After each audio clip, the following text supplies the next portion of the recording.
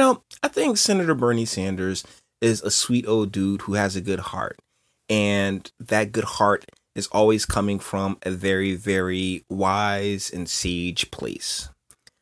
But he got punked by Hillary Clinton and the DNC, the Black Lives Matter girls when they came and just took his stage. And ever since then, it's really been this, just vulnerable aura or energy coming from him that's really made me go Tulsi Gabbard's dope.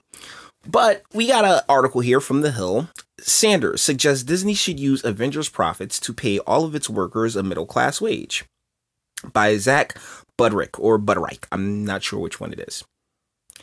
Senator Bernie Sanders on Monday called on Disney to use profits from its Avengers Endgame record-breaking opening weekend to pay all its employees a middle-class wage. The Vermont senator and presidential candidate linked to a Bloomberg article on the superheroes film opening box office returns at an all-time high $1.2 billion worldwide. What would truly be heroic is if Disney used its profits from Avengers to pay all of its workers a middle-class wage, instead of paying its CEO, Bob Iger, $65.6 million, over 1,400 times as much as the average worker at Disney makes. It's a nice little purple. Yeah, they really showed Thanos love, didn't they? Sanders has been a frequent critic of the corporation's management practices, praising unionized Walt Disney World Resort workers in August after they secured a $15 minimum wage in negotiations with the company. And at a... Come on, edit copier, man. California rally in June, he said he wanted to hear the moral defense of a company that makes $9 billion in profits, $400 million for their CEOs, and have a 30-year worker going hungry.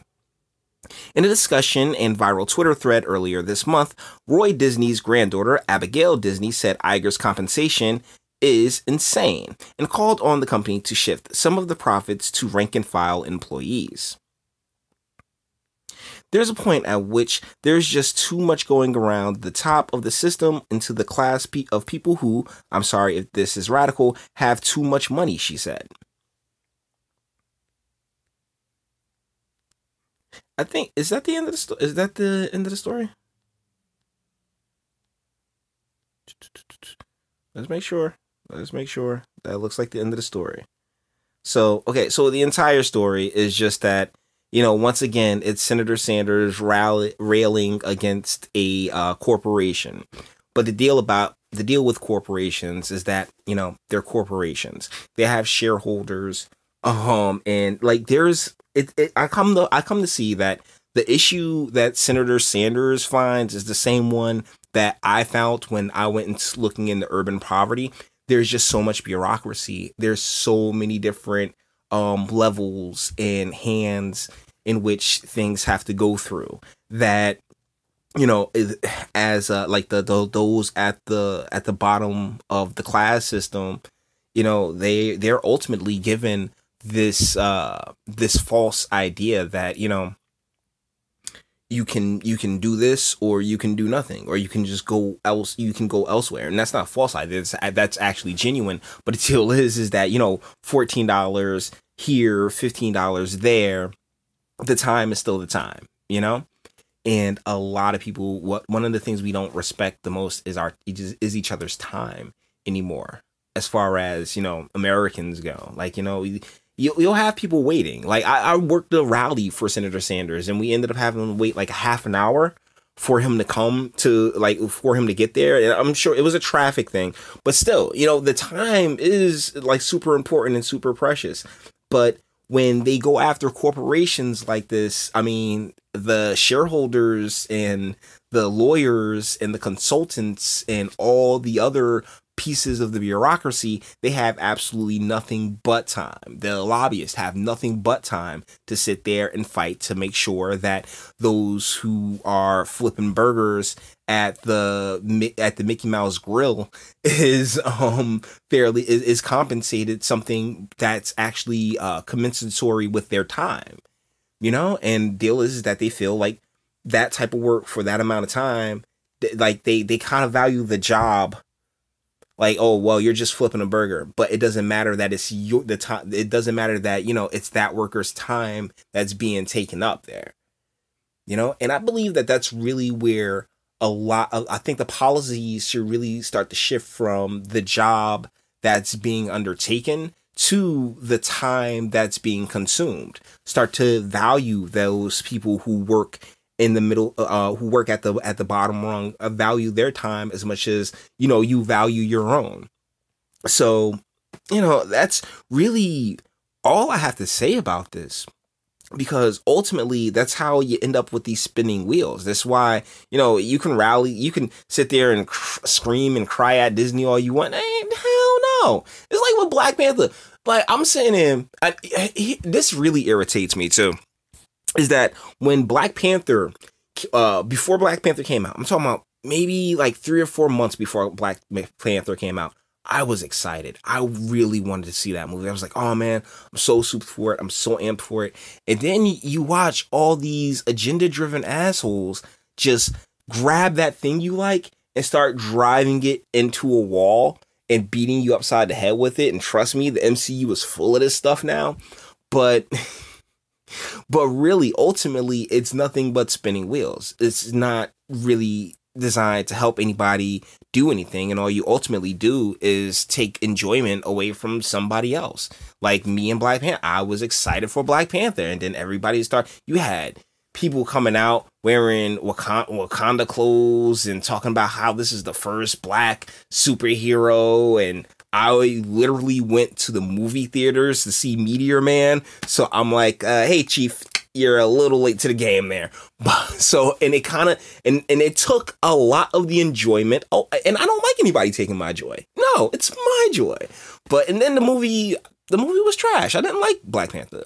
It was actually, Black Panther was actually the start of the MCU's breakdown for me, because it broke continuity, and that was the first sincere time, like after Civil War, that you saw a real breaking of the continuity. And here we sit after Endgame, and you see they just obliterated the whole thing. And one of the things that freaks me out the most is how they gave Falcon the shield, and you got Captain Marvel here now, and it's like Kevin Feige and the people at Marvel don't realize that they're about to drive that whole franchise into a wall. It looks like they're about to do it. I mean, they may just change course. Like in the middle, they may be able to catch this, because I believe in Kevin Feige. I think, he'll listen to the fans first and foremost, and your fans are telling you that you don't want this. Because even if you look at the comics, when the comics went in this direction with with Miles Morales taking over Spider-Man and Falcon becoming Captain America in the comics, I mean, that right there is like a real show of the trajectory of that industry, of the comics industry, that has absolutely nothing to do with the movies. And so with them driving the comics into a wall, I mean, if you look at the numbers to this very moment, Marvel, DC, the comic book industry is hurting, man.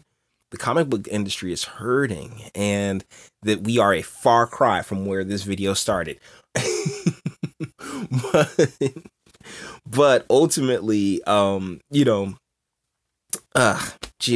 like, I am regretful to see Senator Sanders really just use this, but we're all using it. It's all for the clicks right now. I mean, actually, no, you can't even be mad at Senator Sanders, because it's all about the clicks right now. It's all about what's driving things. And Brie Larson, the MCU, it's been driving clicks on the internet for a very long time. I mean, so I don't knock you, Senator Sanders, but just know that your presence in the argument kind of makes it whack. Like, it's just like, like, we know, because there's ultimately nothing that can come of this. I mean, Abigail Disney, and I love that name, Abigail. I think that's such a cute name. I think every girl named Abigail, there's certain girl names that if the girl has it, she's pretty cute. Like Amber. I haven't met too many ugly Ambers. Julies. I haven't met a lot of ugly Julies. Ashleys. No, not a lot of ugly Ashleys either. I think you get my point. Anyways, yeah, so, yeah, this is kind of just a smoke screen, though. there's like, I mean, Abigail is not gonna be able to, like, she has no control. You know, she gets a check too. Like, they all just get a check off the strength of the name. So at this point, the shareholders run everything, and it's always someone such as a Bob Iger. And if Bob Iger wasn't working there as a CEO, he'd be working in somewhere else as a CEO, because that's how that class rolls. They all know each other. It's just like with the Sony Paramount thing. I think Avi Arad went from Sony to another, like in Hollywood, the movie studios. Like, these people, they just they just juggle jobs. If I'm not the head of Studio B, I'm the head of Studio A. If I'm not the head of Studio A, I'll shoot on over to Studio C, with the exception of Harvey Weinstein, because apparently everybody hates him now. But either ways, let's just tie this all up together. Senator Sanders, I appreciate you, brother. I think you're a good dude, but ultimately, this argument really gets nowhere. If you want to take on these real problems, you have to start digging at the bureaucracy. Like, that's where it starts. It's the lawyers, it's the suits and stuff like that. Create legislation that actually limits these types of things, and let's start getting a lot of this government and courts and stuff like that out of these areas. So, you know, we can clear things out. Let's do things in a class action manner together. You know, but that's about it.